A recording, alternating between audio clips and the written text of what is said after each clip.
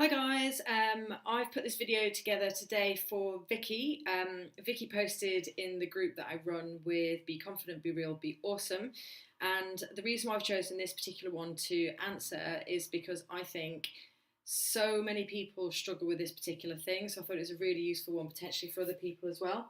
And the question is, how do I stay positive when faced with knockbacks and fails?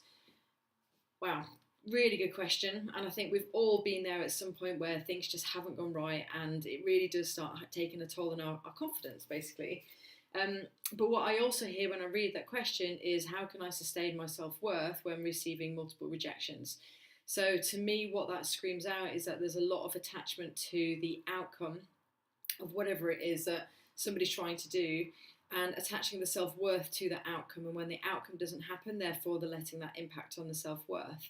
So I think the first thing to really stay mindful of is what actually is going on in your mind when, in times when you're feeling really crappy or really shitty.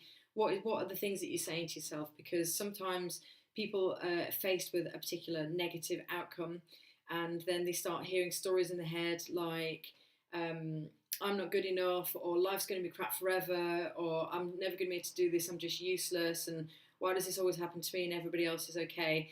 And all these things start going on in our brain, but then if we don't get a handle on those, then they will escalate and escalate, and before you know it, you've completely ruled out success for the rest of your life. So it's really important to recognise what it is that you're actually saying to yourself in times when you're feeling a bit crap, and getting a handle on that, and recognising these things are not a reflection of who you are, they're just a reflection of what they are. These stories that we tell ourselves are basically being triggered by fear. And fear comes up from uncertainty, and it does become really hard when you can't predict what's going to happen in the future. And that this is all that you're feeling. It's fear. It's not about self-worth. It's not reality of your self-worth, and it's not reality of what's really going on. Fear is triggering these negative thought patterns. And unfortunately, it's going to be really hard to come out of that to come back into a positive place and come out of a negative place as long as these stories are still going around in your mind. So first of all, recognise them, and number two, try and put a stop to them and challenge them as well. Is this actually true? Is my life really over, or whatever it is that you're saying to yourself, because X happened? Or is it just a case that actually I tried this thing again and it didn't work? So there was a particular statement that I did here I really liked, which kind of connects with that, is that I use memories, but I won't let memories use me. And that basically puts it into perspective of when you're either like locked into the past, which is thinking about what's happened and making a story from it, or actually focusing on the future.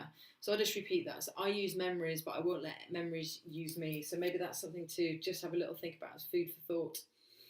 I think the other thing to consider is balance.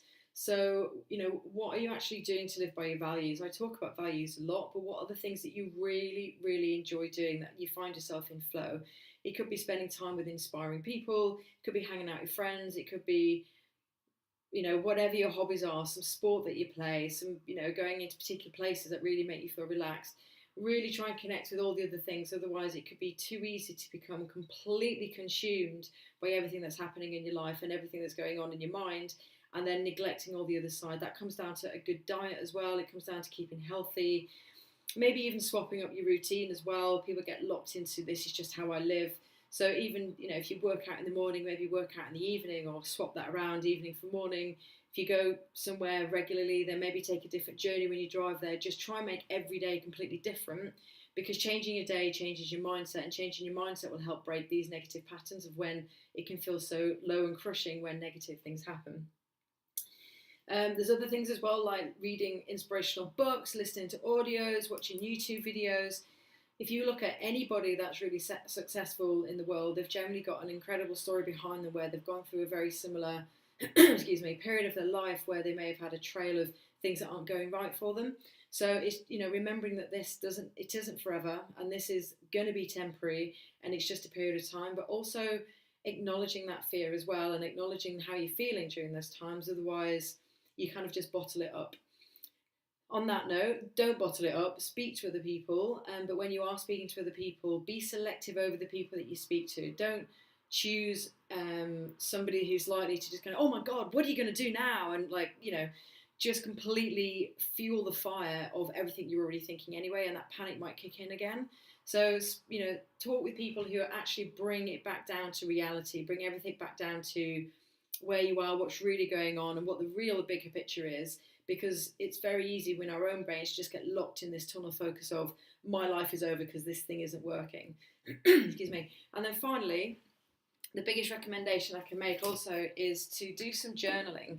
Now, a lot of people feel that's a bit weird, but I swear by it. It isn't writing a diary. It's not like, oh, I went to the park today with Joe Blogs. It's actually writing in there, today I said I was okay when I'm not. Today I did this thing when I didn't want to. Today I did this thing and I got rejected and now I feel like this. And write it out, what's actually coming up for you. And you'd be amazed how much comes out from that as well, and just puts everything back into context. I hope things start picking up for you, and I hope everything in this particular little video you found useful. And if you enjoyed that, do sign up for my YouTube channel, and I'll be back in touch soon. See ya.